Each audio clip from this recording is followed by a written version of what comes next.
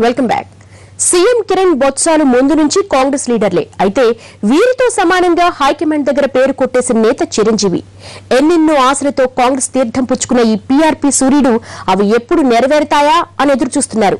ఇక 9 ఏళ్లు non stop గా అధికారంలో ఉన్న చంద్రబాబు గత 7 ఏళ్లుగా అదే అధికారం కోసం ఎదురు చూస్తూ పోరుబాటలో ఉన్నారు. ఇంతకీ వీరిద్దరి పరిస్థితి ఎలా ఉంది? ఇప్పుడు కాంగ్రెస్ లో వెలిగిపోవాలనుకున్న మరో నేత చిరంజీవి. మార్పు కావాలి, మార్పు రావాలి అంటూ ప్రపంచనంలా ప్రజారాజ్యాన్ని ప్రారంభించిన ఈ సూర్యుడు 3 ఏళ్లు నిండకుండానే కాంగ్రెస్ చేతిలో అస్తమించాడు. ఏదో ఉద్ధరిస్తానని ఆర్భాటంగా పీఆర్పీను పెట్టిన చిరు ఫస్ట్ ఎగ్జామ్ లో పాస్ మార్కులు దక్కించుకోలేకపోయాడు. అందుకే వ్యూహాత్మకంగా చేతిలో చెయ్యేసి కాంగ్రెస్ లో కలిసిపోయాడు.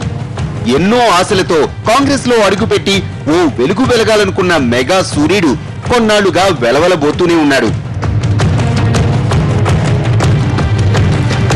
మెగాస్టార్ గా కోట్లలో ఫ్యాన్స్ ఉన్న చిరంజీవి చరిష్మా ఇప్పటికీ వన్నె తగ్గలేదనే చెప్పుకోవాలి. పొలిటికల్ స్టార్ గా మారిన చిరు 150వ సినిమా కోసం ఇప్పటికీ ఫ్యాన్స్ 1000 కళ్లతో ఎదురు చూస్తున్నారు. పీఆర్పీ పెట్టినా, కాంగ్రెస్ తో జతకట్టినా చిరు అంతిమ లక్ష్యం సీఎం పదవే. చిరు కాంగ్రెస్ తో చెయ్యి కలిపింది కూడా అందుకే.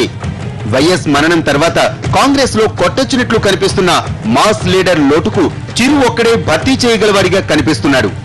పార్టీలో పెద్ద ఇంపార్టెన్స్ లేకపోయినా అవిశ్వాసంలో ఆదుకున్న ఆపద్బాంధవుడిగా చిరు హైకమాండ్ దగ్గర మంచి మార్కులే కొట్టేశారు. విలీనం తర్వాత అంతంత మాత్రంగానే ఉన్న చిరు చరిష్మా ఇప్పుడు చెప్పుకోదగ్గ స్థాయిలోనే ఉంది. అవిశ్వాస పరీక్షలో తన వాళ్లను వెన్నంటే ఉంచుకున్న చిరు సోనియా దగ్గర మంచి పేరు దక్కించుకున్నారు. కష్టకాలంలో ఆదుకున్న చిరు కరిష్మా ఇప్పుడు మళ్లీ పెరిగింది. దానికి ప్రతిగా తనకు తన వాళ్లకు పదవులు తాయిలాలు అందుకోబోతున్నారు. ఇప్పటికిప్పుడు తాను అనుకున్న లక్ష్యాన్ని చేరకపోయినా అందుకు మార్గం మాత్రం సుగమం చేసుకున్నారు చిరు. సామాజిక న్యాయం తెస్తానన్నటువంటి వ్యక్తి, అవినీతికి దూరంగా పరిపాలనకు దోహదపడతానన్నటువంటి వ్యక్తి వాటినేది సాఫల్యం చేయలేకపోయారు, అది సాధించలేకపోయారు. అదే ఆయనకున్నటువంటి మైనస్, ఆయనకున్నటువంటి లోపం. ఎంత మెగాస్టార్ అయినా మన ముఠామేస్త్రికి కొన్ని మైనస్లు లేకపోలేదు. రాజకీయాల్లో పెద్దగా అవగాహన లేకపోవటం చిరుకున్న పెద్ద మైనస్.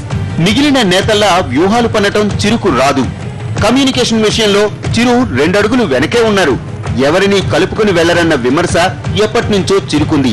అన్నింటినీ మించి కాంగ్రెస్ లో చేరాక చిరు మెతక వైఖరి అవలంబిస్తున్నారన్న విమర్శలు ఉన్నాయి. ఇక పార్టీ హైకమాండ్ కూడా పదవులు అదిగో ఇదిగో అని ఊరిస్తుందే తప్ప ఇచ్చేలా కనిపించడం లేదు. Why this color very